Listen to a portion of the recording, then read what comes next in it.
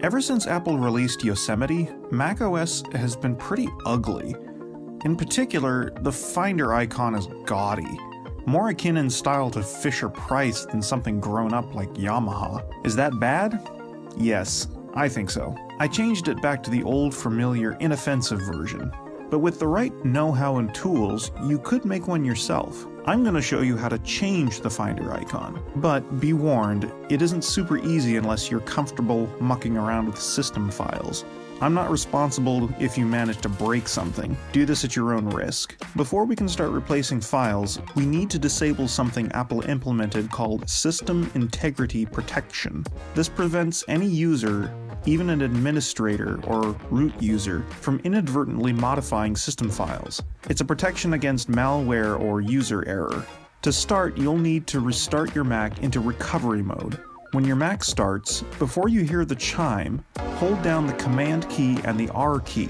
When the Apple logo appears, you can release the keys. Once in recovery mode, you'll need to open a terminal window and type in this command: CSRUTIL disabled. Then restart your Mac again and let it boot normally. There are 3 places the Finder icon can be found. The first is a couple of PNG images that the Dock app uses for the Finder icon. In Finder, click the Go menu and Go to Folder, and type in this location: system/library/core services/doc.app/contents/resources. Scroll down until you find the 2 PNG files named Finder.png and Finder@2x.png. The first is a 128 by 128 image, and the second is double that size at 256 by 256. It would be a good idea at this point to copy them into a backup folder somewhere for convenience. Now, copy your new images into the Resources folder and replace the old ones. You'll be asked for your password to make the change.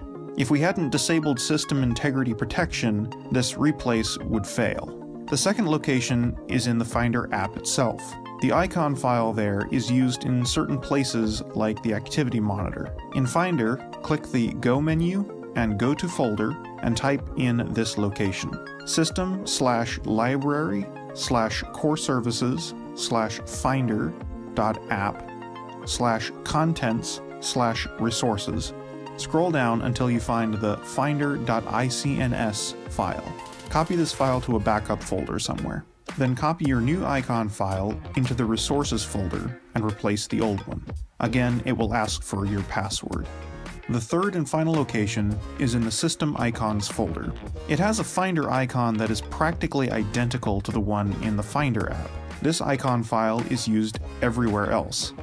In fact, all these icons are used system-wide. You could even replace the ugly folder icons to something better, but that's for another video. In Finder, click the Go menu and Go to Folder and type in this location: system/library/core services/core types.bundle/contents/resources. Scroll down until you find the Finder.icns file. Copy this file to a backup folder somewhere. Then copy your new icon file into the Resources folder and replace the old one. Again, it will ask for your password. Once all that file replacing is done, we need to clear some caches so macOS will use the new icons and images.